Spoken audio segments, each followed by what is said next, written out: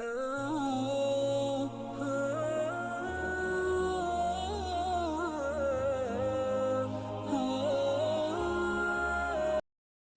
اللہ الرحمن الرحیم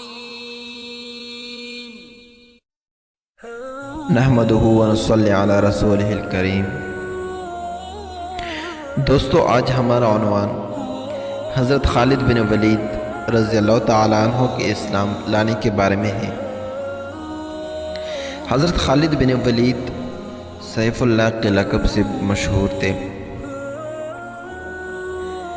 حضرت خالد رضی اللہ تعالیٰ عنہ فرماتے ہیں کہ جب اللہ تعالیٰ نے میرے ساتھ بلائی کا ارادہ فرمایا تو اللہ تعالیٰ نے میرے دل میں اسلام لانے کا جذبہ پیدا فرما دیا،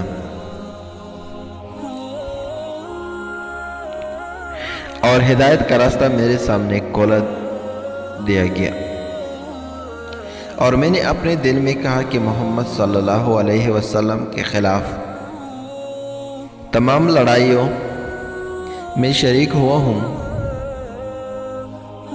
لیکن ہر لڑائی سے واپسی پر مجھے یہ خیال آتا تھا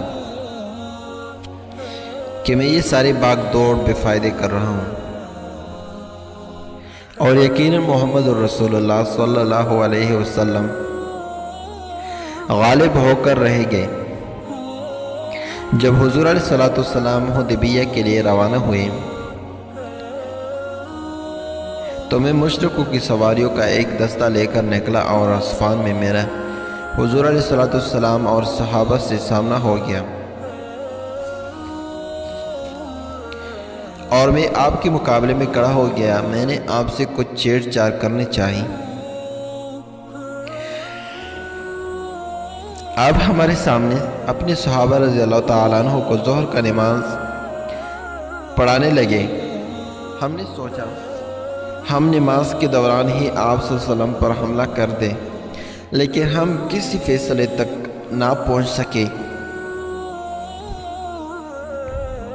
اس لیے ہم نے حملہ نہ کیا، اور اسی میں خیر تھی۔ آپ صلی اللہ علیہ وسلم کو ہمارے اس ارادے کا پتہ چل گیا، یعنی اللہ تبارک و تعالیٰ نے آپ صلی اللہ علیہ وسلم کو فرما دیا۔ چنانچہ آپ نے اپنے صحابہ رضی اللہ تعالیٰ عنہ کو عصر کی نماز صلاۃ و خوف کی طریقے پر پڑھائی۔ اس بات کا ہمارے دلوں پر بہت اثر پڑا، اور میں نے اپنے دل میں کہا کہ اس آدمی کی حفاظت کا مستقل غائبی نظام ہے۔ آپ ہم سے ایک طرف ہو گئے اور ہمارے گھوڑوں کا راستہ چھوڑ کر دائیں طرف چلے گئے۔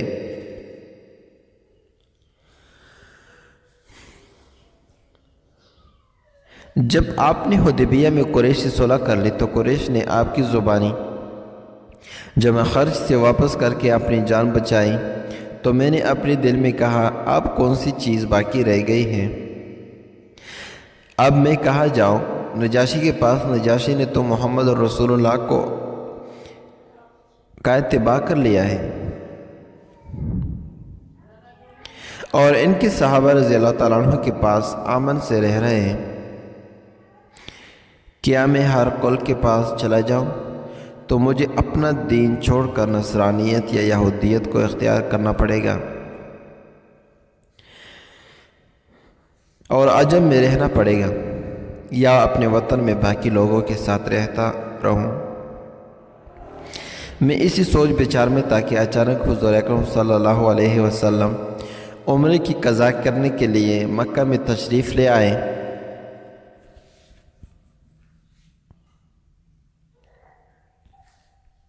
مکہ جیسے مجھے یہ معلوم ہوا کہ حضور اکرم صلی اللہ علیہ وسلم مکہ تشریف لے آئے تو میں مکہ سے غائب ہو کر باہر چلا گیا، اور آپ صلی اللہ علیہ وسلم کی آمد پر میں حاضر نہیں ہوں، اور میرے بھائی ولید بن ولید بھی حضور علیہ السلام کے ساتھ اس عمرے میں مکہ آئے۔ انہوں نے مجھے بہت تلاش کیا لیکن کہیں نہ پایا، تو انہوں نے مجھے ایک خط لکھا جس کا مضمون یہ ہے: بسم اللہ الرحمن الرحیم، اما بعد، ابھی تک اسلام لانے کی تمہاری رائے نہیں بنی، اس سے زیادہ عجیب بات میں نے کوئی نہیں دیکھی۔ حالانکہ تم بہت عقل مند ہو، اسلام جیسے مذہب سے بھی کوئی نہ واقف رہ سکتا ہے۔ حضور علیہ السلام نے مجھے تمہارے بارے میں پوچھا تھا کہ خالد کہاں ہے؟ میں نے کہا اللہ تبارک و تعالیٰ ان کو ضرور لے آئیں گے۔ آپ نے فرما دیا خالد جیسا آدمی بھی اب تک اسلام سے ناواقف کیسے ہو سکتا ہے؟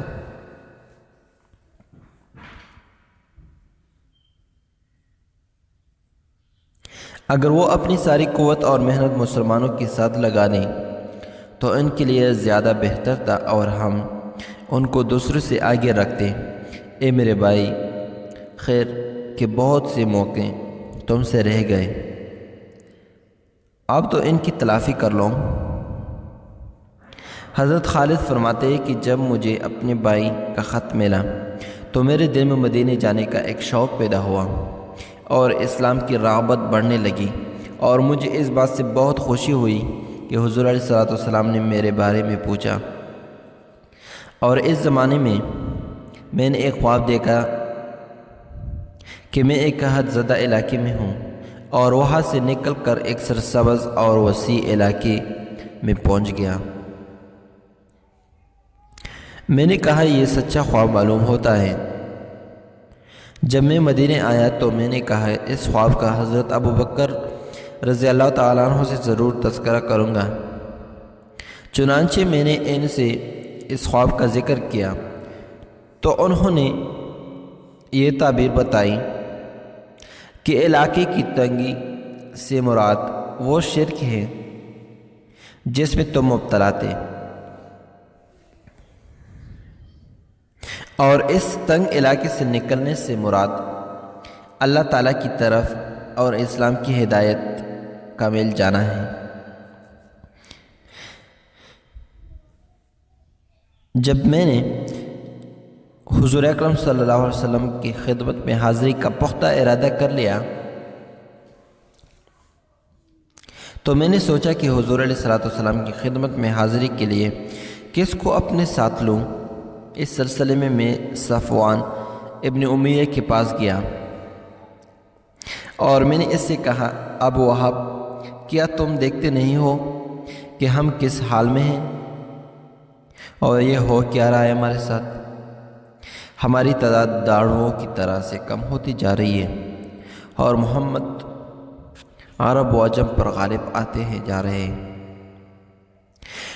میرا خیال یہ ہے کہ ہمیں محمد صلی اللہ علیہ وسلم کی خدمت میں حاضر ہو کر ان کا اتباع کر لینا چاہیے، کیونکہ محمد عزت ہماری عزت ہے۔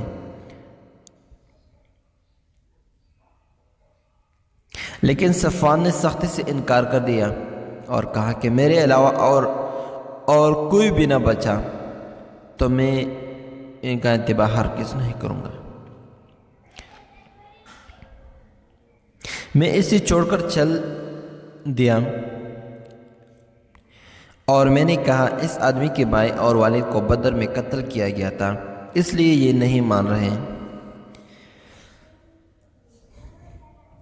پھر میری اکرمہ بن ابی جہل سے ملاقات ہوئی۔ میں نے کہا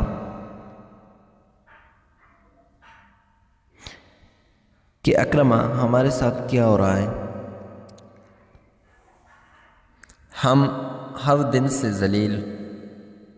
ذلیل تر ہوتے جا رہے ہیں اور ہماری تعداد روزانہ کی بنیاد پہ کم ہوتی جا رہی ہے۔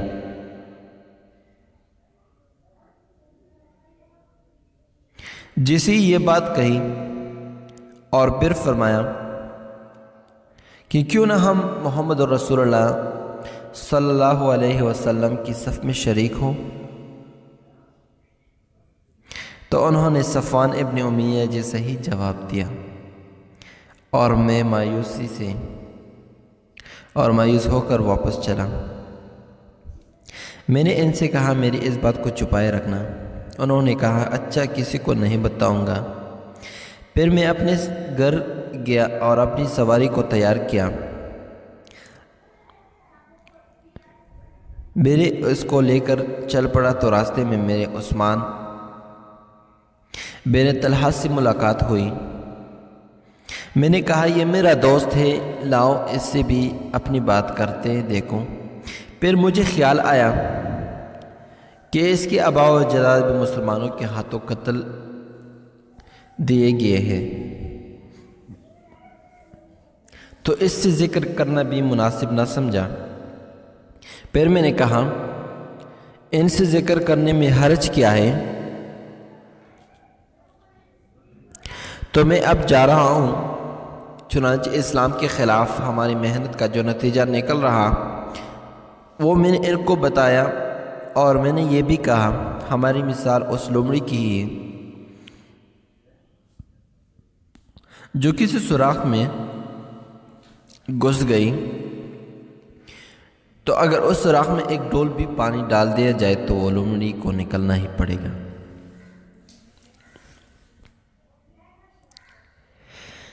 پہلے دونوں ساتھیوں سے میں جو بات کی اسی طرح اس سے بھی کی، وہ فوراً مان گئے۔ میں نے اس سے کہا کہ میں تو آج ہی جانا چاہتا ہوں، میری سواری فج مقام پر تیار بیٹھی ہے۔ ہم دونوں نے آپس میں مکہ سے باہر مقام یا جج پر اکٹھا ہونا طے کیا کہ اگر وہ مجھ سے پہلے وہاں پہنچ گئے تو وہ میرا انتظار کرے گا، اور اگر میں وہاں ان سے پہلے پہنچ گیا تو میں اس کا انتظار کروں گا۔ چنانچہ صبح سحری کے وقت ہم لوگ گھروں سے نکلے اور طلوع فجر سے پہلے ہی ہم لوگ مقام یاجج پر جمع ہو گئے۔ پھر وہاں سے ہم دونوں روانہ ہوئے۔ جب ہم بدر مقام پر پہنچے تو وہاں ہمیں حضرت عمر بن عاص رضی اللہ تعالیٰ عنہ ملے۔ انہوں نے پوچھا کہاں جا رہے ہو؟ ہم نے کہا تم گھر سے کس ارادے سے چلے ہو؟ انہوں نے ہمارے سے یہی سوال کیا کہ تم گھر سے کس ارادے سے چلے ہو؟ ہم نے کہا ہم ارادہ تو اسلام میں داخل ہونے کا اور محمد رسول اللہ کا اتباع کرنے کا ہے۔ انہوں نے کہا میں بھی اسی وجہ سے آیا ہوں۔ اب ہم تینوں ساتھ ہوئے اور مدینہ جا پہنچے اور حرا میں اپنی سواریاں بٹھا دی۔ حضور اکرم صلی اللہ علیہ وسلم کو ہمارے آنے کی خبر ملی، جس سے آپ بہت خوش ہوئے۔ میں نے اپنے صاف ستھرے کپڑے پہنے اور حضور اکرم صلی اللہ علیہ وسلم کی جانب چل پڑا۔ راستہ میں میرے بھائی مجھے ملنے آئے۔ انہوں نے کہا جلدی کرو، حضور اکرم صلی اللہ علیہ وسلم کو تمہاری خبر مل چکی ہے اور تمہارے آنے سے خوش ہے اور تم لوگوں کا انتظار کر رہے ہیں۔ ہم تیز چلنے لگے۔ جب میں نے اپنے آپ کو دور سے دیکھا تو اب آپ صلی اللہ علیہ وسلم بہت خوش دیکھ کر مسکرا رہے تھے، یہاں تک کہ میں نے آپ صلی اللہ علیہ وسلم کے قریب آ کر یا نبی اللہ کہہ کر سلام کیا۔ آپ صلی اللہ علیہ وسلم نے کھلے ہوئے چہرے کے ساتھ سلام کا جواب دیا۔ میں نے کلمہ شہادت پڑھا، اشہد ان لا الہ الا اللہ و اشہد ان محمدا عبدہ و رسولہ۔ آپ صلی اللہ علیہ وسلم نے فرمایا آگے آؤ، تمام تعریفیں اس اللہ کے لیے ہے جس نے تم کو ہدایت دی۔ تمہاری عقل و سمجھ کو دیکھ کر مجھے یہی امید تھی کہ تمہیں خیر ہی کی توفیق ملے گی۔ میں نے عرض کیا یا رسول اللہ، میں جن لڑائیوں میں آپ کے مقابلے میں حق کے خلاف لڑا ہوں مجھے ان کا بہت خیال آ رہا ہے۔ آپ صلی اللہ علیہ وسلم میرے لیے اللہ تعالیٰ سے دعا کریں کہ اللہ تعالیٰ ان سب کو معاف فرما دیں۔ آپ صلی اللہ علیہ وسلم نے فرمایا اسلام اپنے پہلے سے تمام گناہوں کو مٹا دیتا ہے۔ میں نے کہا آپ صلی اللہ علیہ وسلم اس کے باوجود میرے لیے دعا فرما دیں۔ آپ صلی اللہ علیہ وسلم نے فرمایا اے اللہ کے راستے سے روکنے کے لیے خالد بن ولید نے جتنی بھی کوشش اور محنت کی ہے اسے معاف فرما دیں۔ پھر حضرت عثمان اور حضرت عامر رضی اللہ تعالیٰ عنہ آگے بڑھ کر حضور اکرم صلی اللہ علیہ وسلم سے بیعت ہوئی۔ ہم لوگ سفر 8 ہجری کو مدینہ آئے تھے۔ اللہ کی قسم ضروری اور مشکل امور میں حضور اکرم صلی اللہ علیہ وسلم اپنے صحابہ رضی اللہ تعالیٰ عنہ میں سے کسی کو میرے برابر قرار نہ دیتے۔ دوستو اگر ویڈیو اچھی لگی ہو